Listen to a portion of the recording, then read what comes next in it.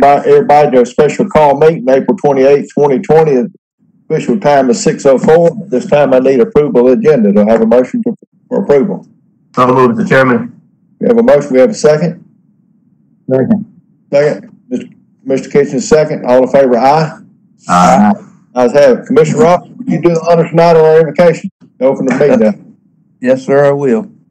Heavenly Father, we pray in the name of Jesus that you'll watch over our country, that you'll bless America and bless the state of Georgia and our wonderful county, Jones County.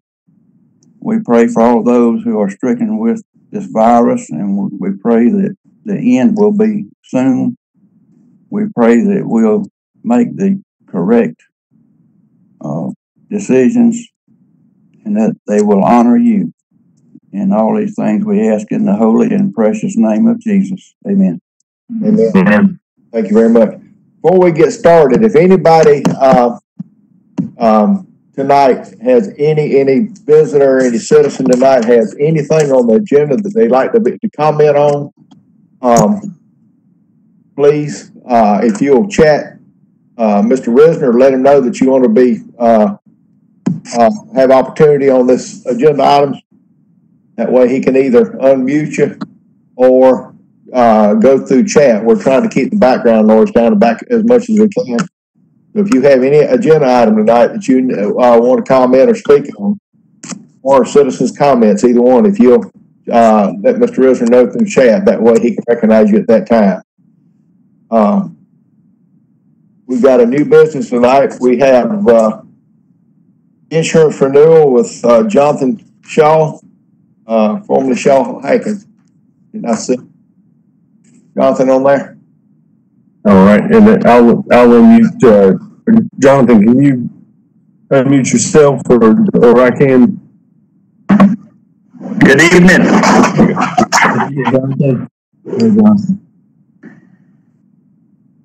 Well, this is certainly new and different. It's called work from home, isn't it? Yeah. I never thought I'd be in a board meeting in my bedroom, so this is interesting. So Jason, am I going to be able to share my screen, or how do you want to go about? I think, see if you can share yours. I may have to stop sharing so you can. Are y'all able to see my screen? Yeah. Well, fantastic. Well, I appreciate this opportunity to address the board, and compared to previous years, I'm excited to share a very favorable renewal. Compared to several other counties that we're working with right now. This is just a snapshot of how the ACCG and Anthem derived to that 7.76% renewal. There's a couple things I definitely want to point out because they're going to be extremely important as we consider the options that we have for this year. So the period of time that the underwriters are looking at when coming up with this renewal is February 1st of 19 through January 31st of 2020. And during that time period, y'all paid right at $1.9 million in premium. The biggest component of what underwriters look at, what other carriers look at, is that relationship from the premium that you paid in versus the claims that the carrier paid out. That's that loss ratio that we've talked about over the past few years. So in total, y'all paid right at y'all incurred a little over $1.7 million in claims. The big component here that, again, we need to remember is this is the major benefit of the ACCG pool, is any claim above and beyond that $100,000 threshold that is pulled off of y'all's individual claims experience and absorbed by the pool. So this year, y'all had $362,000 of high claims dollars that were removed from your plan's experience before ACCG came up with this renewal. So that's very important. And again, over the last 3 years, y'all have had a little bit more than $2.1 million in claims that have been completely removed from y'all's individual claims history. So y'all have been major benefactors of the ACCG pool and that $100,000 pooling point. This is the biggest issue we've had this year. The ACCG pool as a whole did not perform well at all. The pool as a whole ran right at 97% of a loss ratio. So while it helped you from the aspect of your individual loss ratio, the pool itself actually had somewhat of an adverse impact on your final rate increase. All things considered, after the $360,000 was removed from your claims experience, the loss ratio that Anthem was looking at was 86.3%. So that is very good. The target is right at 75%. So y'all are still slightly above target. But this loss ratio would be more in line with a 10 to 12% rate increase. But we were able to get it down to the 7.76. So all in all, very fair, very favorable renewal from Anthem ACCG.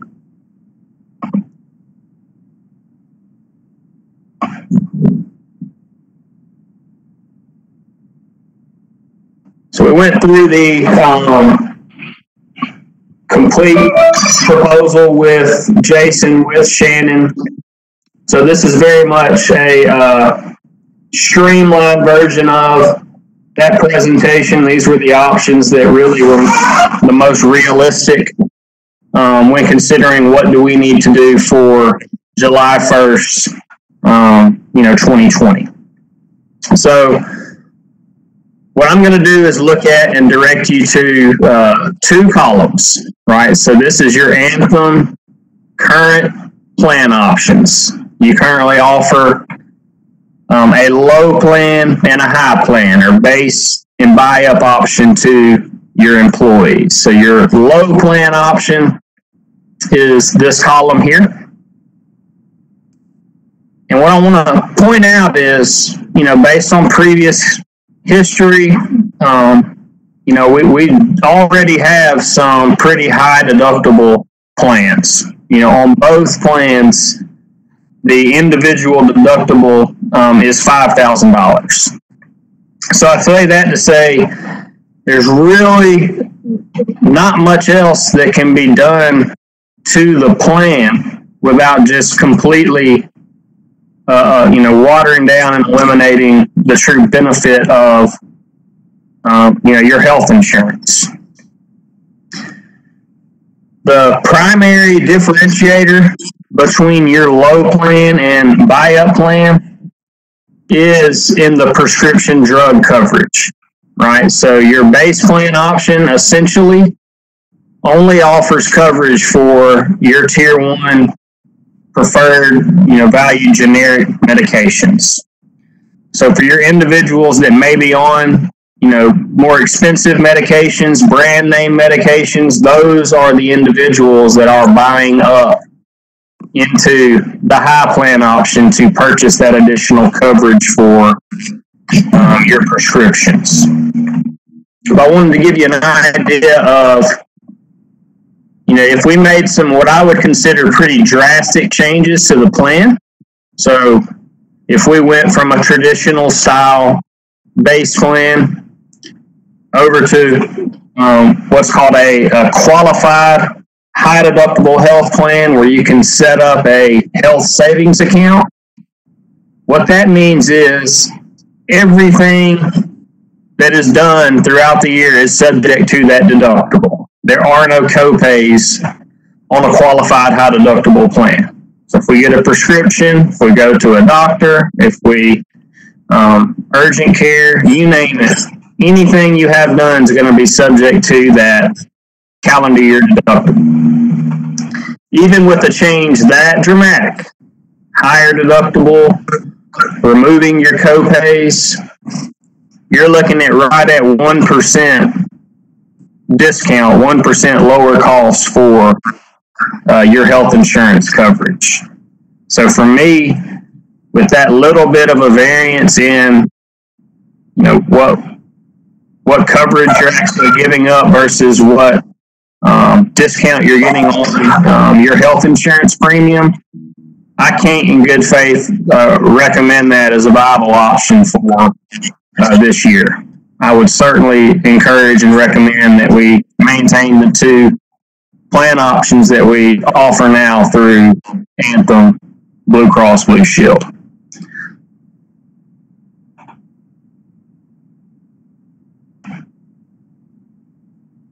There's another alternative here. So if we're looking at, obviously 7% doesn't sound very much, but when you talk about a premium of over $2 million, we're still talking about $150,000 of an increase. So if we have to bring that down from a budgetary standpoint, we certainly can.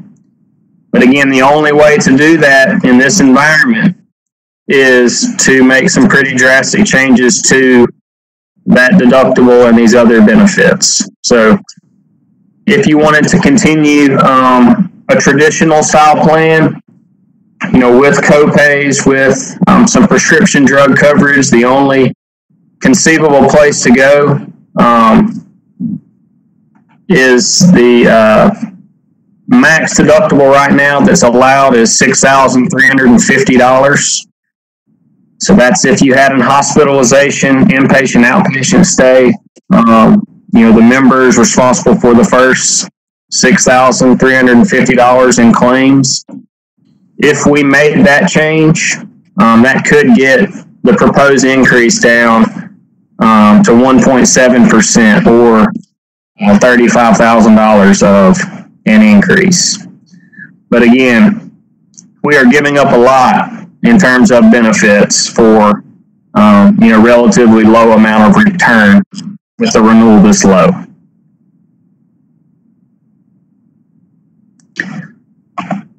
I do want to point out that we go to market every year and we have secured an extremely attractive option from United Healthcare.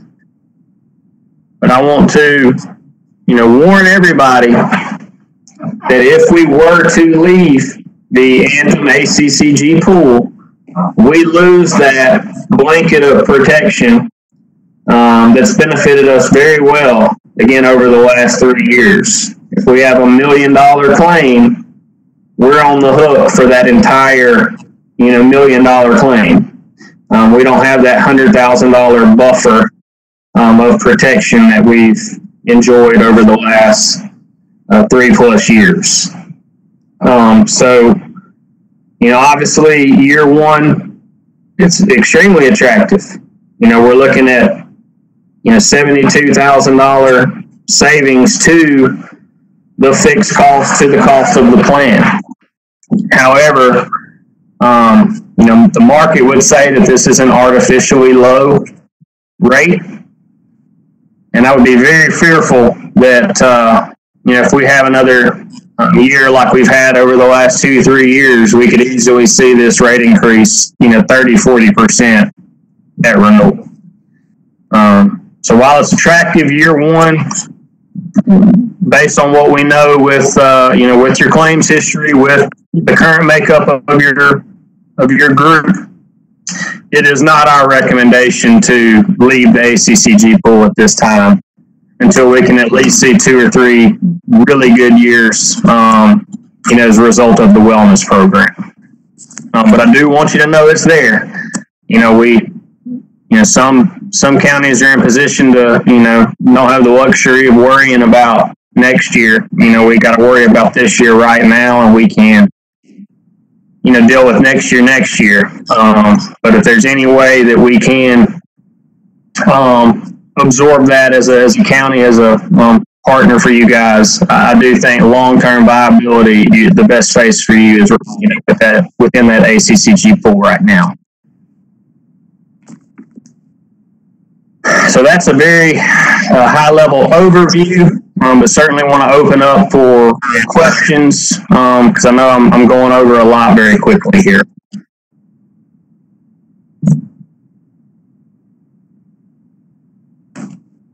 Jonathan, this Sam, in the first slide you showed us that basically the ACCG pool wiped out 368,000 in claims. Is that what I remember? That's correct. So in 2020, it was $362,000 in claims. Yeah. In 2019, it was $1.5 million in claims.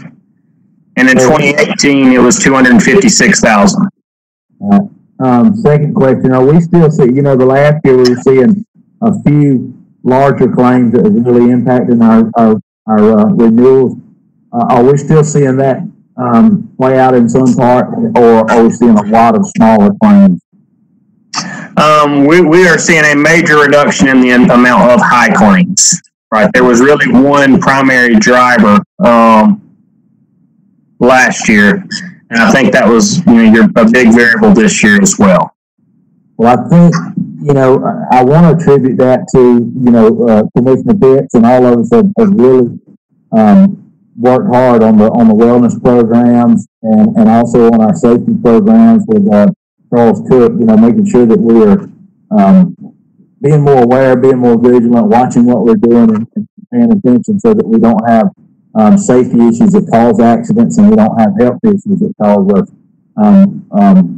different issues going down the road. So I tend to agree personally that the $72,000 savings we have this year, based on what we've made from the pool over the last 3 years that we've been in it, doesn't even compare. So, and I also agree, have we, and this might be a question for Shannon and Jason, we went to this new plan and we had to do a real educational point with our employees of how this differed from the plans we had in the past. And so it's always, a little tough for everybody. And we've got there. Are we hearing a lot of, I want to make sure we're giving the employees what they need and what they deserve and what they can afford. So are we hearing a lot of, pushback from these, the policies we have, or does it seem to be working for employees? I think it seems to be working. I'm not getting negative feedback. Yeah. All my questions. County set out the program where we picked up the second part of the deductible. Do we know what that final figure was? Is that something we have to go back and look at? In terms of what the county itself reimbursed for in that HRA? Right. Yeah, we're pulling that amount. We requested it the other day on the conclusion of our meeting, but we don't have that on hand yet. So it's certain as soon as we get that number, we're going to be sending it over to Jason and Shannon. Right. That's one number. I was just curious how much the county ended up paying of the employees' deductibles when it was in that HRA. Yeah. You're still under, what you've pre-funded, that's for sure, because you have an amount of reserve in that account that you use to fund it. I think the big question is, do we have enough in that still, or do we expect to have to reload and replenish, that account? But the fact that they haven't reached out to you yet is a good indicator that there's still some money left in that account.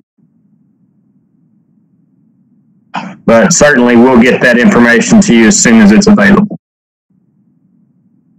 Okay. Any other commissioners got any questions? Yes, sir. I want to just comment, Jonathan, thank you for putting this information together for us. Let me look at how to do the wellness program, especially working with our wellness coach, just giving ideas and tips on making good choices and open to other commissioners in the field, taking advantage of that benefit as well. It's definitely working. I mean, if you look at this year compared to previous years, you know, we've been well over 100%. As far back as I can go. So the fact that we're, you know, down now under 100, under 90 at 86% bodes very well for what we did in the first year of the wellness program, and exactly what, you know, we expect and like to see on a group of your size. One recommendation I would make, and I think Shannon may get into that on the next agenda item. But right now, we have about 80 some odd % of your employees that are participating in that wellness program. I would highly encourage you to put a little bit bigger incentive on participation. We really want to make sure we're getting 95, if not 100% of your employees into that wellness program. Because a lot of times that 10, 15% that don't participate, you know, or may very well be the 10 to 15% that we're truly targeting. So I would highly encourage putting, you know, somewhere around the neighborhood of $100 a month of incentive towards participation in the program if we really want to get that true return on your investment. Mr. Martin, did you join in with us this afternoon? Robson, any questions? Did we lose Commissioner Robson? No, I'm here. Okay, did you have any questions for us tonight? No, sir, I don't. Okay. Well, this time, do we need to go with, or do we need to let Shannon go with her proposal? Mr. Chairman, this is Jason. I think maybe if y'all could have a motion to select the current healthcare plan, if that's how you're so fine.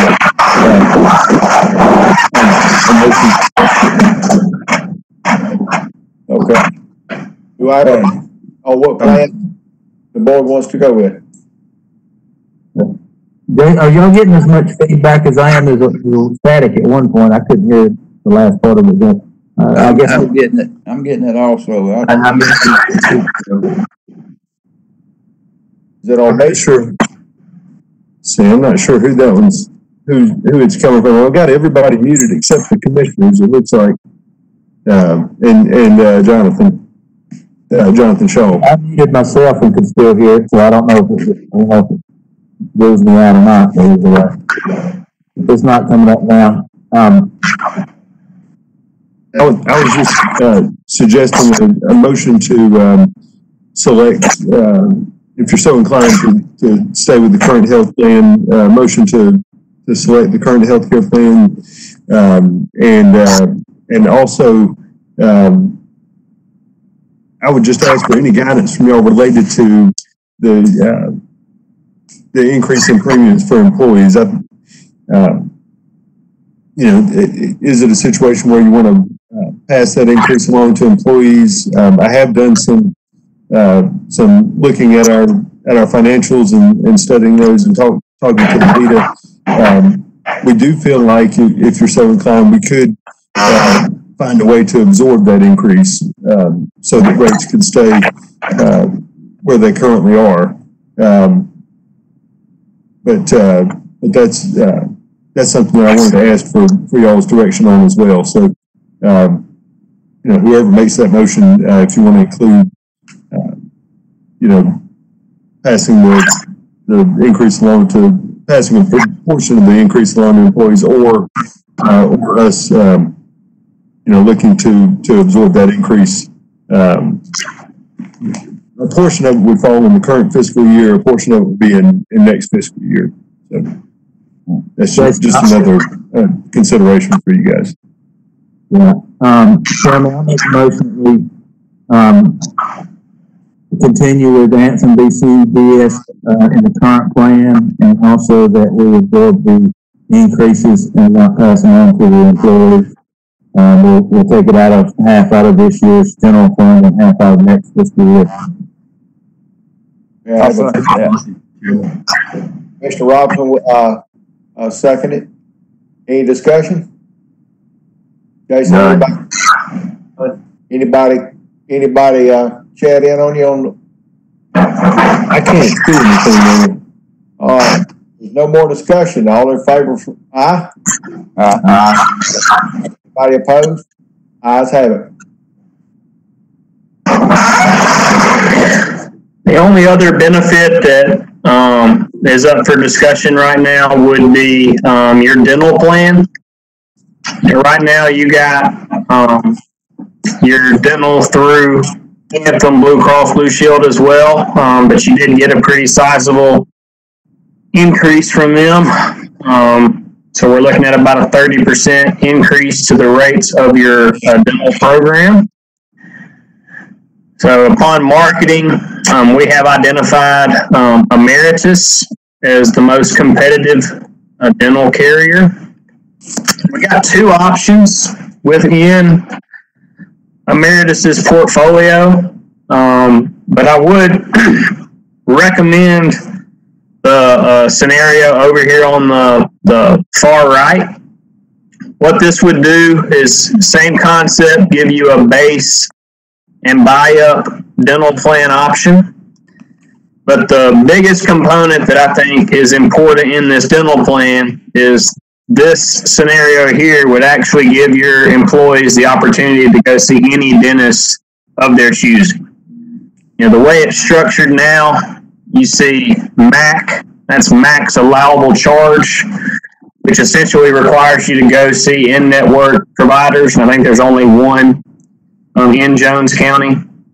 So I do like the idea of giving a base plan that would call for your employees to stay in that network, or give them the opportunity to purchase up and go see any dentist that they would like.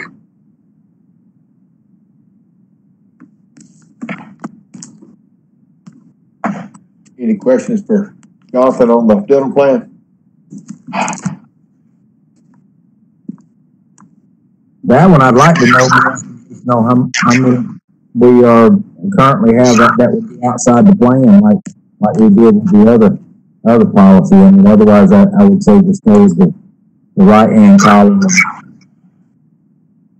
But that offers a markup plan too, or buyout plan too?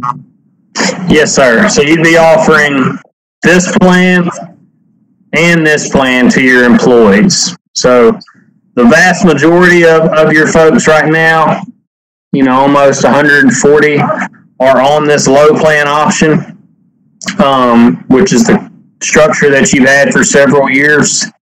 You're basically funneling into in-network dentists or leaving your employees in position to, get balance billed if they go to a non-participating dentist.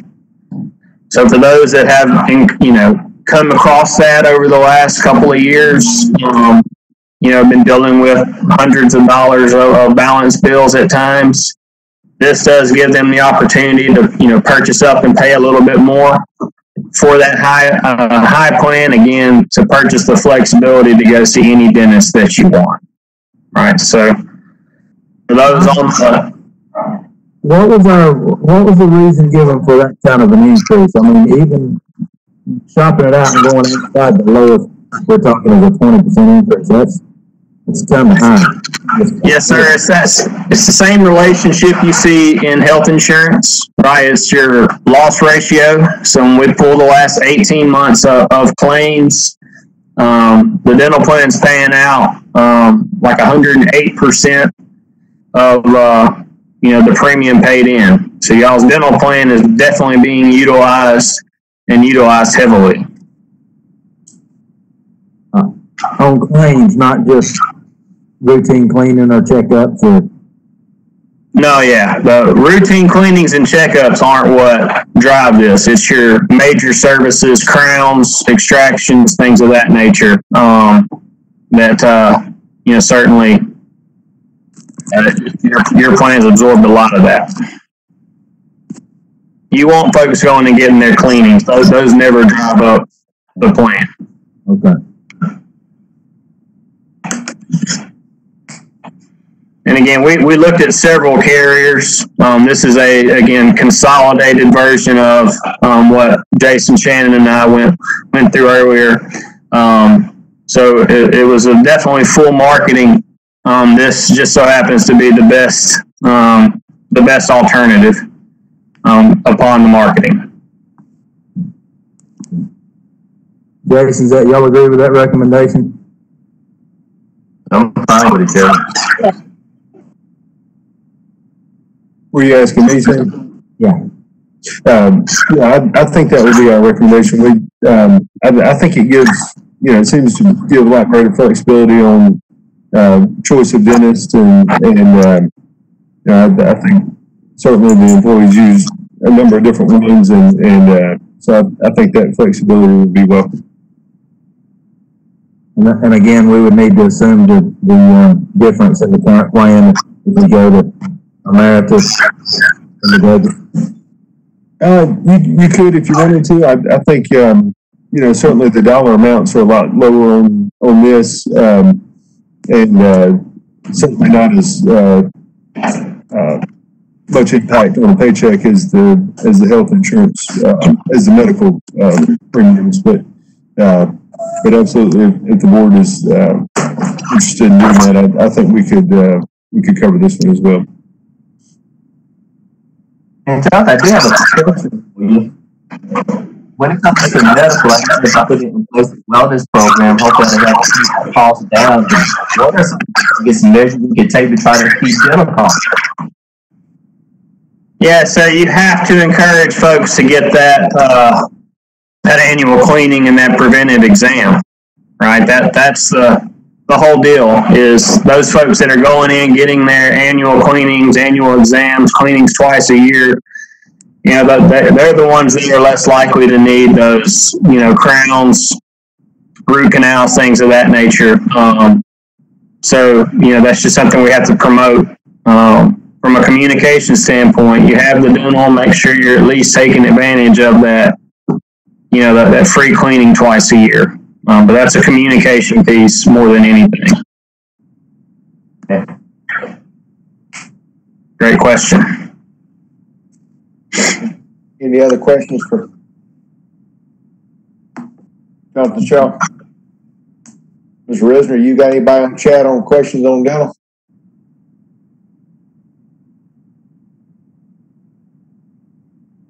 No, sir, I don't see any questions there. Okay, what's the board's wishes on our dental plan at this time?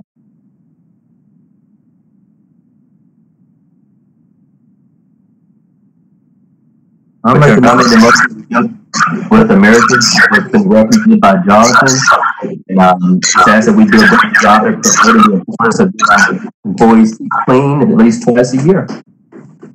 Shannon, were you able to hear that? Yes, sir. I have a motion. Second. Second. Second, Commissioner Kitchen, second. Any more discussion? If not, all in favor, aye? Aye. Any opposed? Ayes have it. Thank you. So all the other lines of coverage are under rate guarantee, so no changes in coverage, no changes in cost.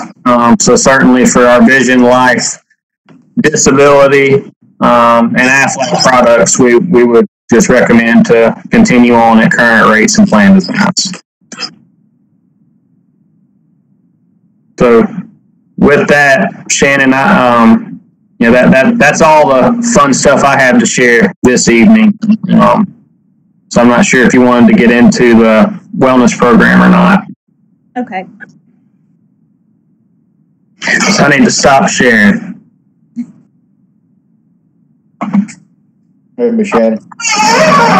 Yes, sir. I sent renewal for corporate partners to y'all. I met with them last week, and they have set up a plan for the upcoming year. And even with the social distancing and the things we have to work with now, they have come up with a great plan on how to reach the employees. I definitely think we have to stick with our wellness program to continue to drive down our claims. So I make the recommendation to renew Corporate Health Partners renewal. Hey, any questions from Ms. Shannon? No, sir. I'll let Jonathan make this motion. Thank you, Sam. This is something like everybody knows is near and dear to me. I'm passionate about health and wellness, so I'd be honored to make the motion to continue to work with Corporate Health Partners, continue to renew them, and we can continue to keep our healthcare costs down because I've really enjoyed working with them. Agreed, and be glad to second. Commissioner Kitchen gladly seconded. Any more discussion? If not, I see smiles. Everybody in favor say aye. Aye. Ayes have it. Thank you. Goins, you with us tonight? Yes, sir, I'm here. Okay, we got baseball and softball leagues, and I think we got some visitors tonight too. So I'm sure Mr. Risner's got some questions for us through chat or however you're gonna set it up. What I'll do is just kind of open it up and speak my part, then I'll pass it off to Mr. Risner, and I'll let him dictate who goes after me. That's all right? Sure. All right, so we talked at a meeting a couple weeks ago, and you, the commissioners, said y'all would like to hear some more information and also hear from the boards themselves. So I reached out to them, and we tagged into this meeting that y'all have here tonight. So here's where I stand for as Parks and Recreation. We're coming to work every day. We're doing our job every day. So it's not a due diligence as far as us having to do our job. The only thing we're not doing, if the leagues were open, is just painting fields. We're doing everything else as we would any other day. But where we're at right now, everything's open except for gymnasiums because of the tight spaces of an indoor facility. Fields are only open to family activities, not supposed to be any organized or team play whatsoever. It's supposed to be families only. And from what we can see, that's what's happening. Playgrounds are open. We recommend people don't use them because it's hard to clean them throughout the entire day and clean all of the surfaces effectively. That might be something we want to revisit, possibly close them, but right now they are currently open. Our pavilions are open for family use, no gatherings, no parties, no rentals, just family use. From what I can tell, that's been obeyed also. Outdoor basketball courts, again, for small groups, 10 or less, and from what I can tell, that's also being obeyed from what we see and my staff are seeing. So, that's where we stand as of now. Again, there's no team play, no organized play. It's strictly family, small groups only. And it seems to be working fine. Now, I know that there's a lot of eagerness in the community to get rec ball up and running. There's no doubt about that. And I've spoken with about 8 different Parks and Rec departments around the state today. And from what I can gather, there's quite a few of them that the 8 even told me about other ones that I didn't speak to. Some are already refunding. Some are making plans to refund if they can't get going by a certain timeline. And the timeline that most of us feel comfortable with is June 1st. And best I can look to put together and what I would recommend from my department as of right now, as of the data and information we have right now, this is what I would recommend, and then I'll let y'all take it from here, is have the boards make contact with their families, each and every family that registered, find out who does and doesn't want to participate if we have a league. And we have a commissioner meeting, or there's supposed to be a commissioner meeting on May 19th. We could utilize that meeting to have an official vote by you to open or close based on the data that we receive from CDC, governor, and also based on the data that you receive from the boards themselves as far as percentage of parents that are willing to participate. Based on the data we collect in view on May 19th, I would, that night, if it's all positive, what most counties are hoping for is have positive information in the middle of the month and allow recreation to kick off June 1st. As far as travel tournaments or competitive tournaments around the state, right now, most parts of recreation that I speak to are looking at the June 1st date. Now, that's all based on data that we have right now. That could go positive or go negative over the next month. But that's based on what we have right now. We're looking at the June 1st date as the line in the sand for the earliest of starting up. That would be my recommendation, just so that we're not on a boat, on an island by ourselves, that we are kind of using other professionals from around the state, their knowledge, their experience, along with ours, and just trying to make the best decision for Jones County in Middle Georgia. So that's where we stand from a Parks and Recreation standpoint. And I look forward to hearing what Jamie and James had to say from JCNL and JCAL, and then follow-up questions from you, the commissioners. So at that time, I'll mute myself. All right, Mr. Risner, you want to invite the first guest? Yes. Jamie Sark from JCNL said he'd be happy to chime in on baseball and softball if you wanted to. So Sure. Jamie, can you unmute yourself? Yes, I'm unmuted. Can y'all hear me? Yes, sir. Yes.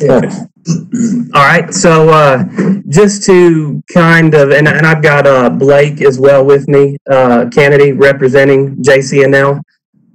We have had several meetings with our board as well as we've gone through this, just trying to figure out the best way to proceed forward. So I'll go through a few items that we've discovered.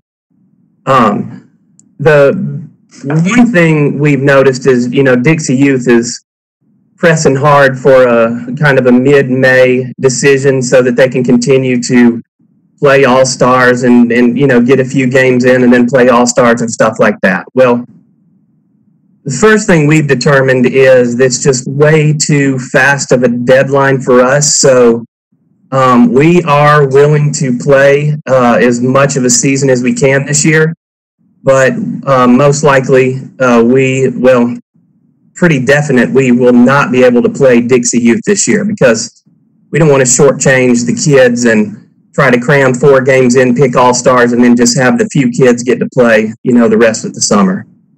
So if we are allowed to get started, we would, it would still be a smaller season, but we've come up as well, and we like the June 1st date also. We didn't even talk to Matt or others. We just looked at what kind of schedule we could put together, still finish around mid-July, give a couple weeks before school starts.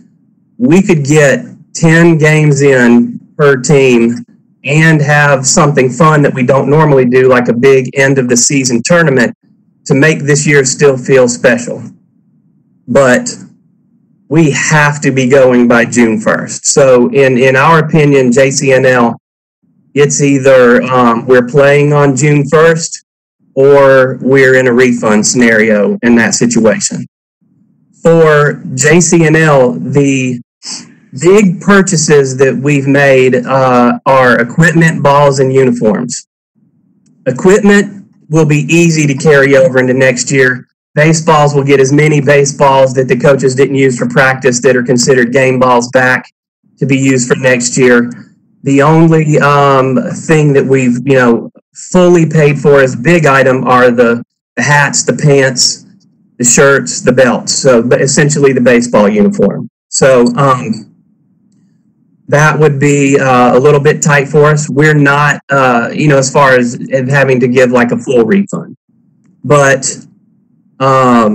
we are those. That's really the only big items we've already paid for this year.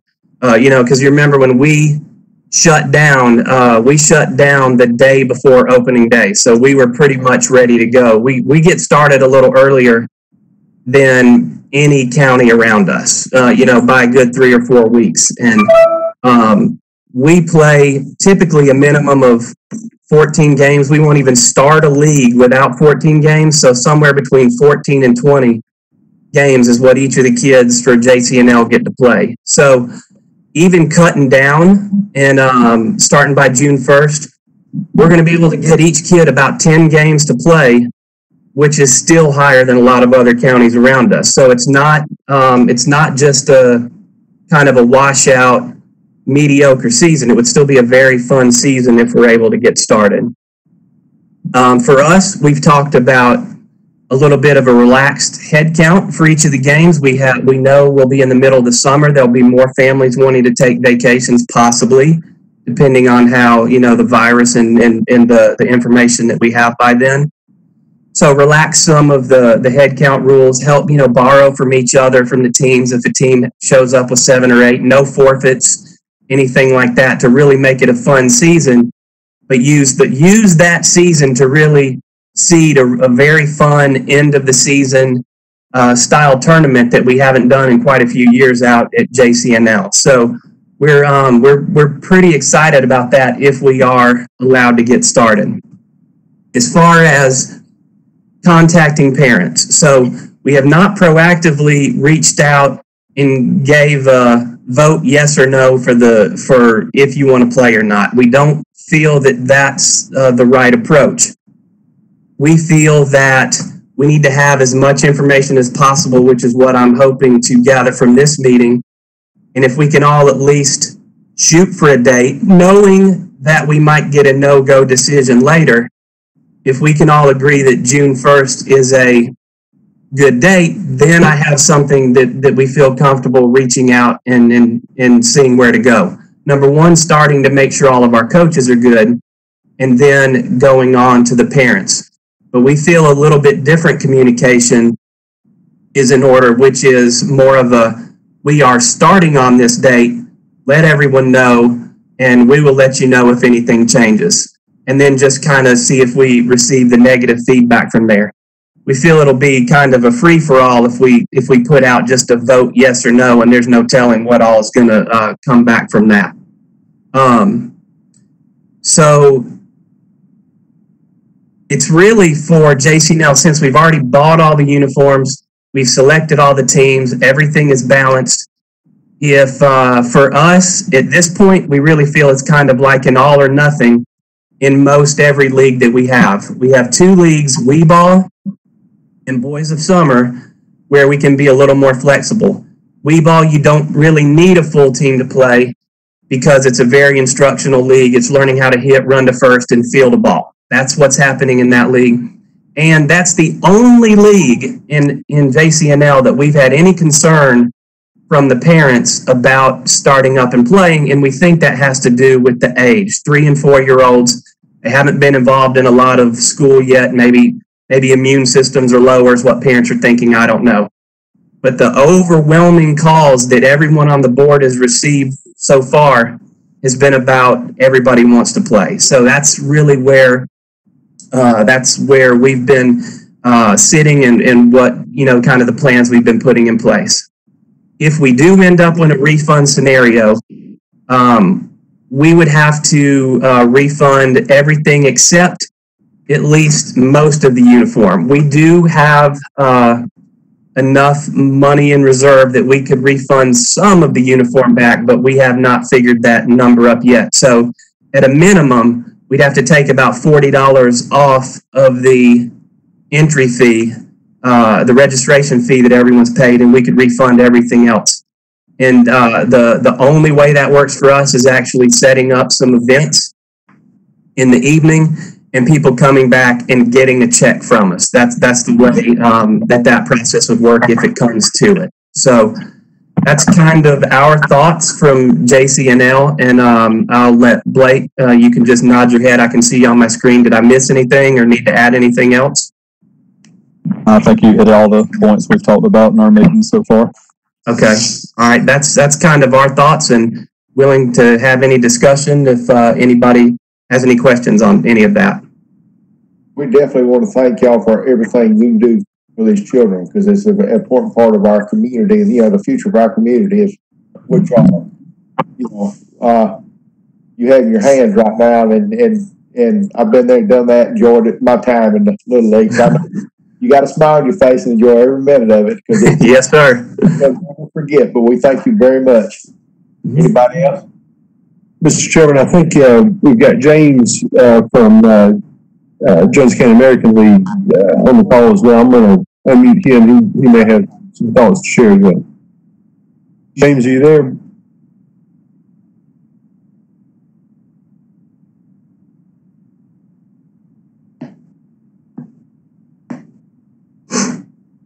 James, can you hear us? Can you tell if he's muted? Question looks like he's muted. Let me see if he can. Let's see, I just tried it. Yeah, I think we got you, James. All right.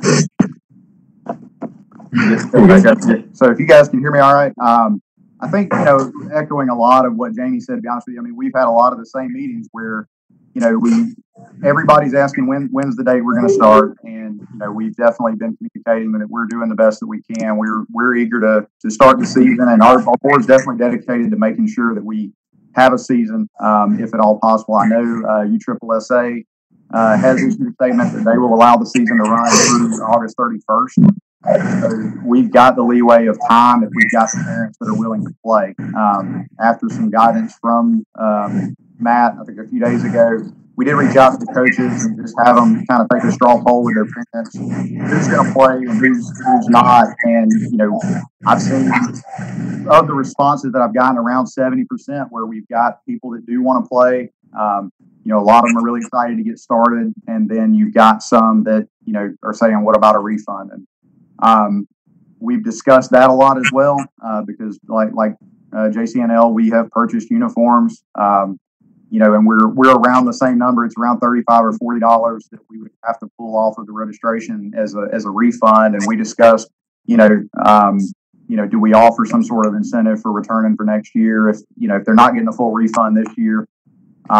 With sponsorships and things that we've received and a lot of the fundraising that we've done, we're in a good spot where we can do the refunds if needed, but of course less some of the cost of those uniforms.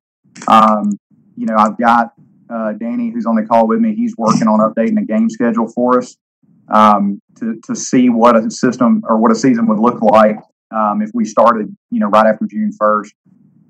Given the teams time to practice at least a week or so, and then jump into games. We did discuss not doing a full opening day and opening ceremonies for the simple fact that that's cramming a lot of people and every team and every family in the park in one day. And so, depending on the guidance we receive in mid-May, it may make more sense to just jump into a regular game schedule, and then we can discuss an end of year gathering or something for all the families. But that was something that we had discussed just to limit the number of people at the park at any one time. But short of that, I mean, like I said, we're committed to seeing the season happen if I've got families that will play. So, a lot of that's going to depend on the guidance that we get, but we're staying in contact with our coaches and trying to make sure that, we're doing the right thing to keep everybody safe and, make the season happen.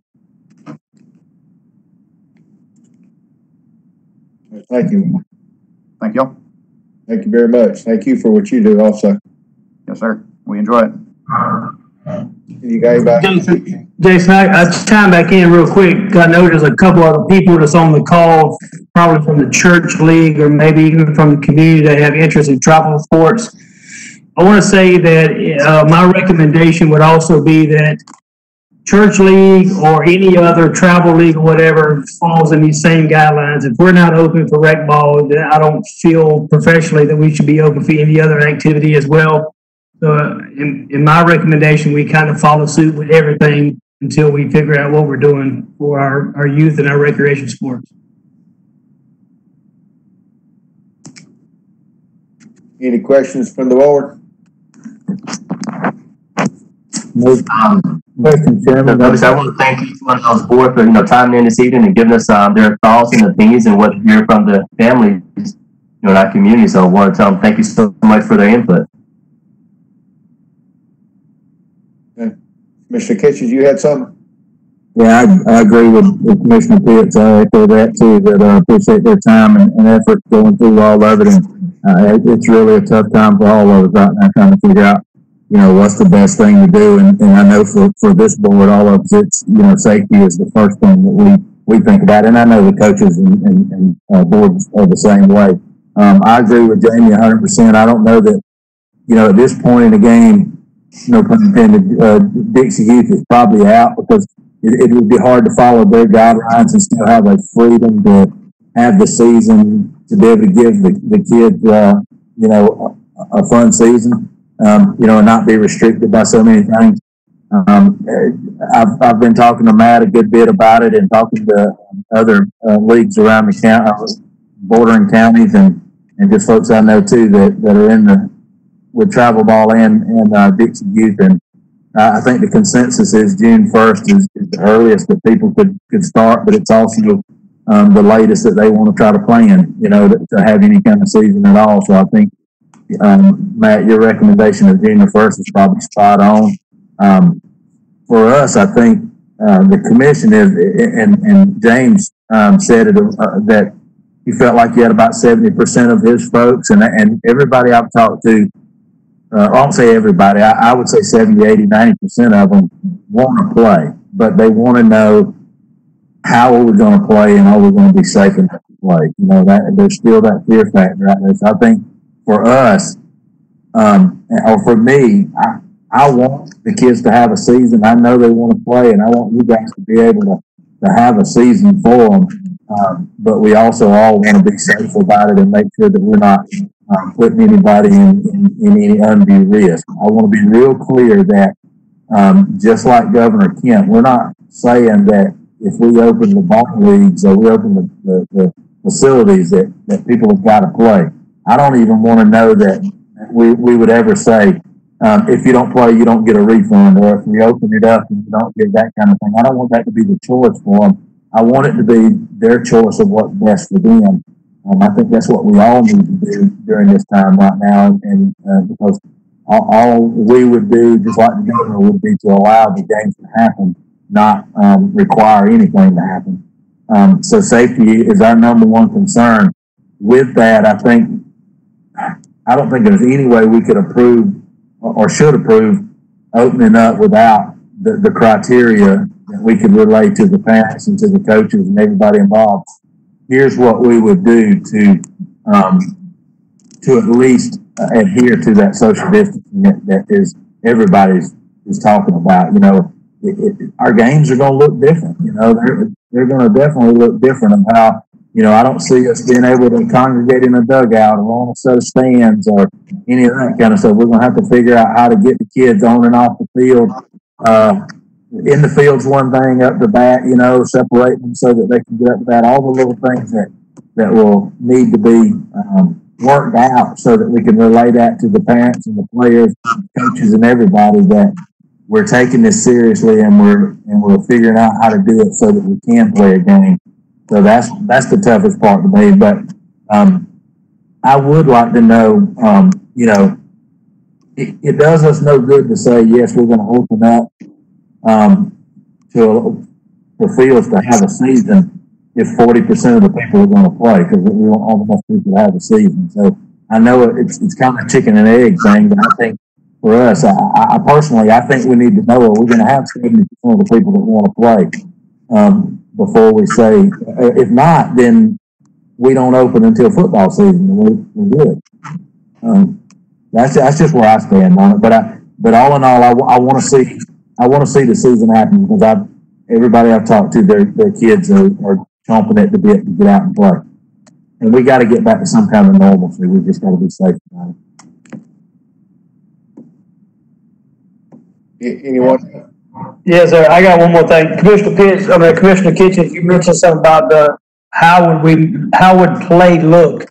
Between now and May 19th, I will continue to reach out to as many parks and rec directors and USSSA, PGF, tournament directors around the state as well, to get as many ideas as far as how you play the game itself during this time.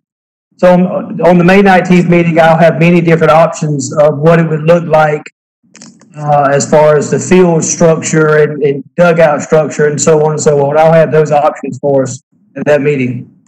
Yeah. I think that's also a big, that comes into play a lot with the league boards, because I think not only do they have to be comfortable with it, they have to relay that to the parents that they've got to be comfortable and the kids have got to be comfortable. Because, you know, I mean, it's a fine line. It's their game, our facilities, and I'm talking to you guys. It's y'all's game, y'all's leagues, our facilities, but we all want the same thing. So we all need to make sure that we're providing the same thing, which is a safe environment, and getting the kids to come out and play. Mr. Chairman. Sure, Mr. Robinson. I think that the rec board members should be able to lead this meeting with, you know, assurance that there'll be a June 1st opportunity for the leagues to play.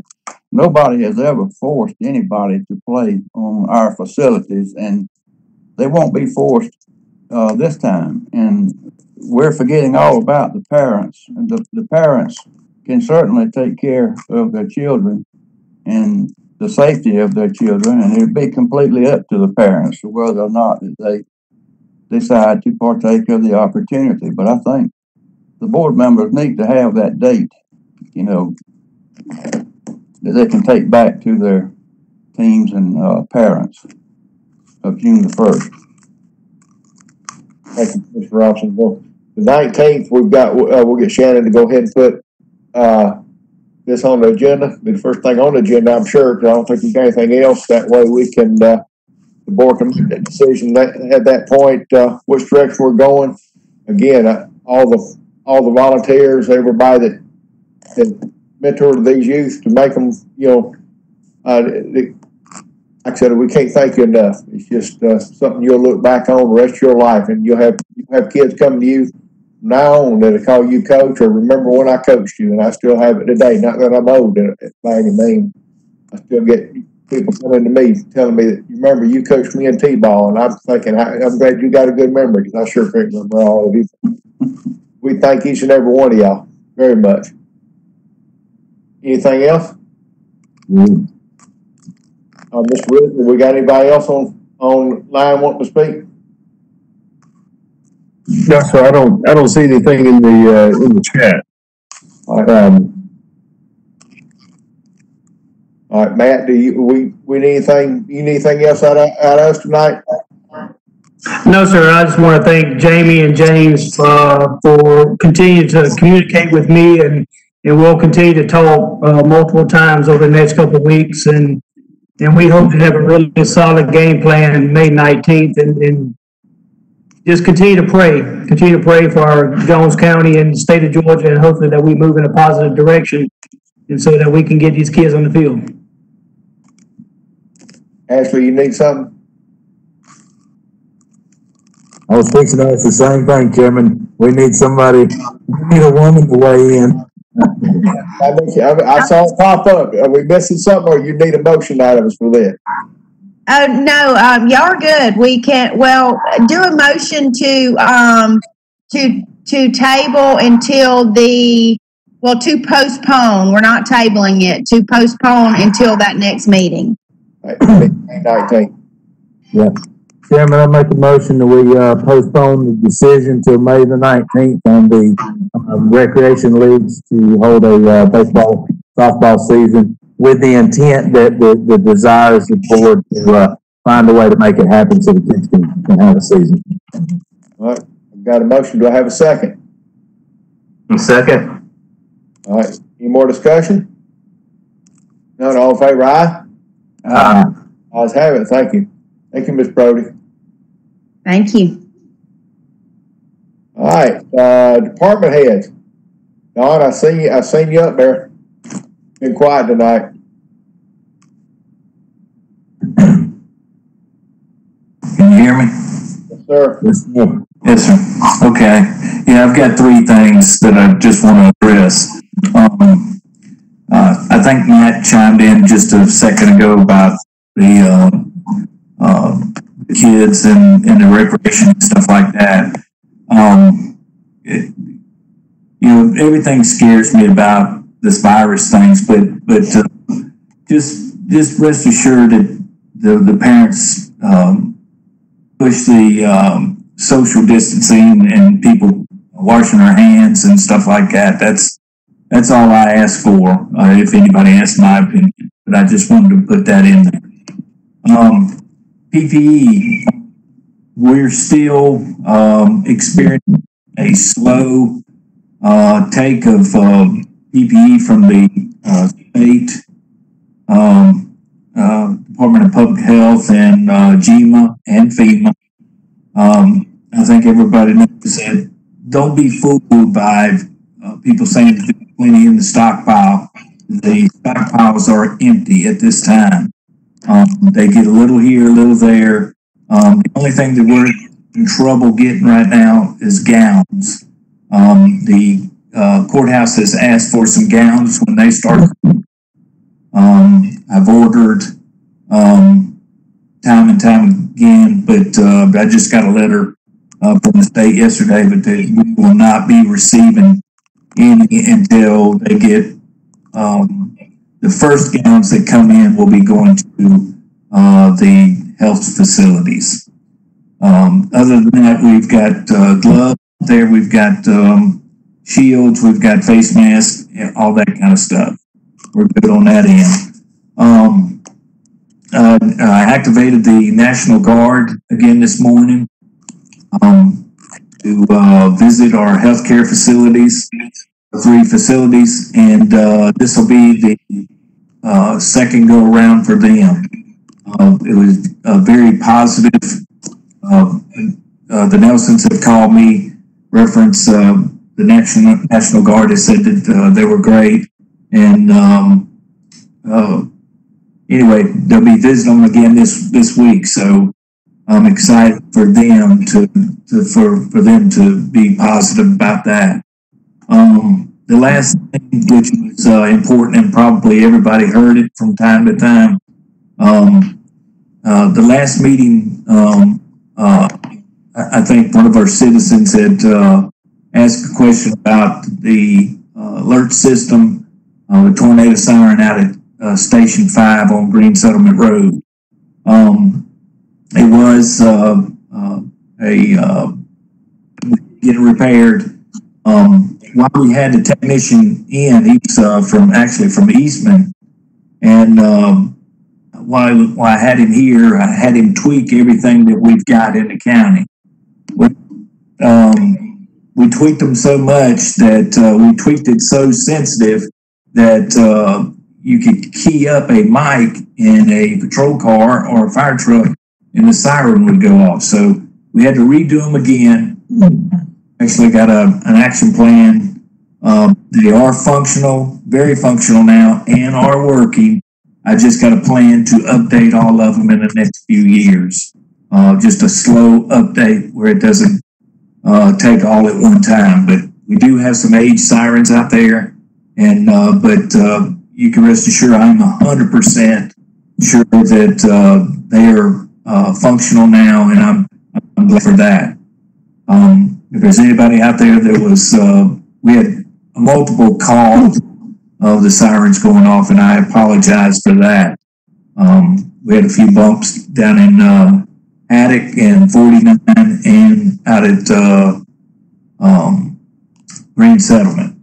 Didn't get any calls from the other sirens, but those 3 were giving us heck that one day. That's actually all I've got. Is anybody got any questions for me about emergency preparedness or the COVIDs or anything like that? Don, I just want to make sure that anybody that needs a mask gloves has one, and two, if we get to a point where our supply chain is breaking down or we're not getting really fast enough, is there been any discussion with Jason about ordering some, not the N95s, because from everything we're told that N95 should be reserved for the first responders, the people that are in direct contact with people. Office personnel, recreation employees, people like that can use the nurses' masks. Right, the surgicals. Yeah. Right, surgical masks. So are we looking at potentially purchasing some of them outside of, or have we purchased some outside of that? Because I know, my department's getting some, and Macon getting some outside of FEMA agenda.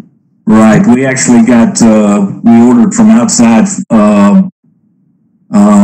Jason, help me with those numbers because I look at numbers every day. Was it 5,000 that we got, or was it? I think it was 1,000. 1,000. Okay, yeah. Us in Baldwin County went in halves on some MP 95s. They're not the N95s, but they're the one step down for our employees, and they're very, very comfortable. And I know right now that I'm in stock, I've got 5,000 surgical masks, and they're easy to put on your ears. You don't have to worry about them taking. I think some ladies are worried about messing up their hair with the other type, and that's cool. But right now, anybody that needs them, and I tell this to our I can't reach out to everybody, but I want to reach out to department heads. Whatever they need, just all they've got to do is call me, and I'll get it to them ASAP. Not a problem. We got it, and we'll be glad to get them what they need. And then I've got a hand sanitizer too. So I had some delivered by the state that come from a whatever you call those things that make beer and stuff, brewery. And yeah, they're like 70%, and it came in gallons. So I've got the pump and everything like that. So our people are keeping their little small bottles, their hand bottles, and we can fill those up at no problem.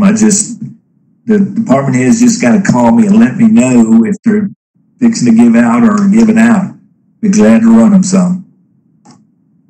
Any other questions for Don while he's on here? No, good. All right, Matt, have you got anything else tonight? No, sir, I'm good. Thank you. Mr. Risner? I don't have anything. Shannon or Ashley? Nope. I don't have anything, Chairman. Wow.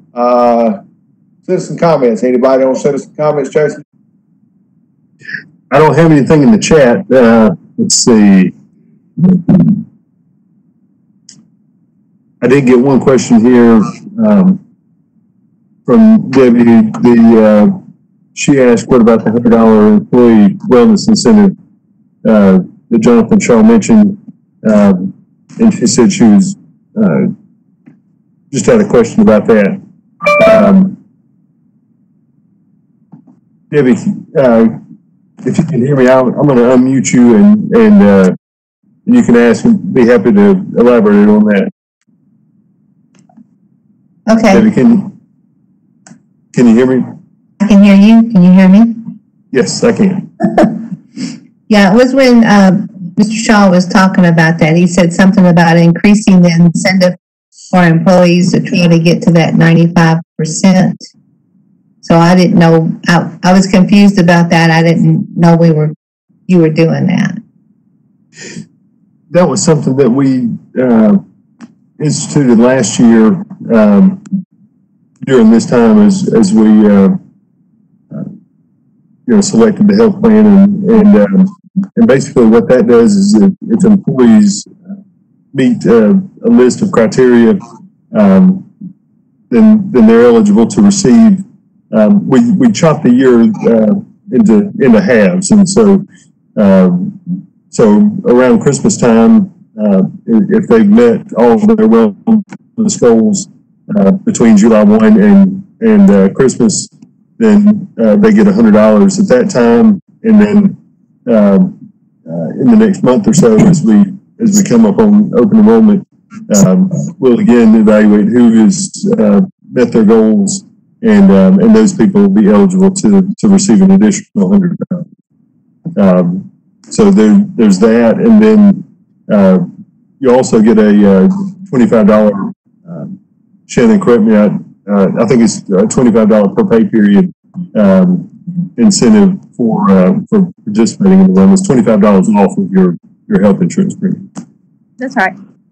Okay, that makes sense. I was misunderstanding. I thought he was saying $100 a month, and I thought, well, I hadn't heard anything about that. But I understand what you're saying. Yeah, okay. Looks like you got somebody else. Yes, sir, Mr. Chairman. Sarah Wood says that she has a comment. I want to see if I can find her here.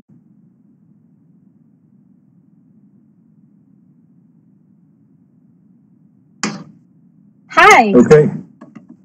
The comment I have is dealing with two comments. One, dealing with the health insurance. Have you all considered as a cost-saving method if employees choose not to opt into the health insurance for the county because they have a spouse that they can get health insurance through? Have you thought about offering a monetary incentive for those employees to take insurance elsewhere? That way it would save the county money on health insurance.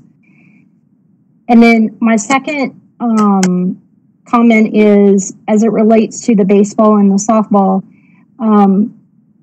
I would ask that the county commissioners would consider giving the JCL the money or a partial amount of money so that all the families could get refunded. So money is not a reason why they would want to play or not want to play.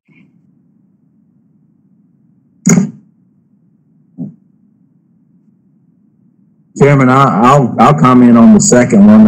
I think the first one, I think there's something we can look into. I don't know that we've talked about it, but there's something we can definitely look into and mention it. On the baseball and softball incentive to refund the money, I've said all along, and I think I thought I was relaying what I was thinking anyway, that I don't want it to be a decision about money. I feel like between the county and the boards, I don't think parents should have to worry about whether their money is going to be refunded. Now, I will say this: if you paid $100 and you got a $20 jersey, don't expect to get $100 back. You know, get $80 back. But you know, if you got $40 worth, you get $60 back. That, you know, and how we get it back to them, that's true. But yes, I hope every parent will make the decision based on their safety, number one, their comfort level and desire, number two, and you know, and anything else that bothers them, not money, because I don't think it's any of our intent. Any money that they didn't get to enjoy a game that they paid for, I don't think it's held responsible for that. We've made it a point to make everybody whole, from employees to vendors to leasees and everything else, since this whole situation has come up, and I would hope that the board would support that going forward too, and I think they will.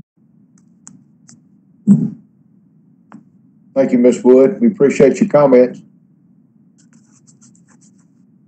Mr. Chairman. Okay. Yeah. Did you have anything else, Ms. Wood? Okay. No, sir. Okay. Thank you for your comments. Anyone else, Jason? Mr. Chairman, do you want me to just very temporarily unmute everybody to see, just in case there's somebody calling in? Sure. All right, I'm going to unmute all the lines. If you're out there and have a question, just speak up. Introduce yourself and let us. All right, so I've got all the lines unmuted now.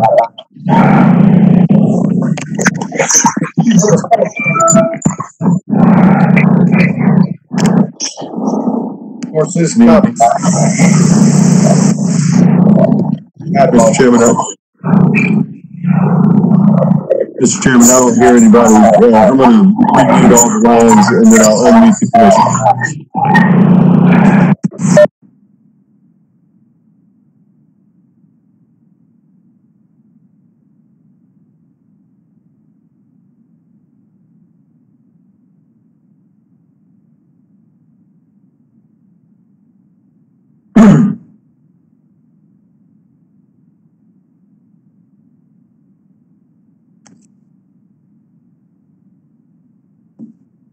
All right, Mr. Chairman, I think we're good to go again. All right, we'll move to commissioner comments. Before we start, I've just got a question for each one of them before they say what y'all's desires on our meeting. Do we continue on this, or do we want to try to have a actual meeting where we do distancing and safety procedures? Commissioner Kitchen? I'm okay with like this for another meeting or so, you know. I mean, maybe we go back on start looking forward to the June 1st, soft opening for everything, you know, and do the social distancing then. My personal opinion, I think we've got a lot more testing going on. I know we've got a lot more testing going on right now. And I think in the next 2 weeks, we're going to see one way or the other that we're testing a lot more than we are, confirming, positive results. And so I do think we're plateaued or on the downhill side, but only time will tell that. 2 more weeks will tell it. So barring any upticks in the next 2 weeks, I think we can start looking at, my opinion only, is that we can start looking at June 1st. But I'm okay going our next meeting or so like this. And it's working. Right. Working from home. Yeah. Your right-hand man, Commissioner Pitt. Yes, sir, Mr. Chairman. I'm enjoying these meetings. If we do decide to start meeting in person, I would suggest maybe start at the W. Knott Civic Center. It's a larger area so that we can apply some social distancing. But like I said, whatever the majority of the board wants, and I think if we get enough comments from the public that they want to see us, I don't have a problem going to the W. Knott Civic Center to hold our meetings, live, for more and more of the public to participate. Other than that, I want to thank all the employees for the hard work. Thank the associations for coming on and giving us their input about baseball and softball. And just encourage everybody to be careful, be safe, and thank you for your time, Mr. Chairman. Thank you. Mr. Robinson? Mr. Chairman, I'm good with meeting in the conference room. It'd be fine with me, my opinion. Okay.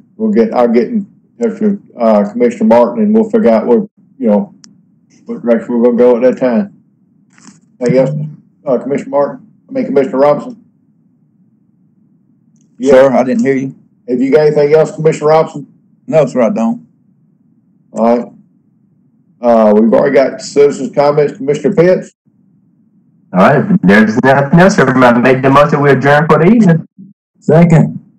Commissioner Kitchens. All in favor, aye? Aye. Aye. Have it. Well, stay safe. Have a good evening. And take care, everybody. All right. All for staying.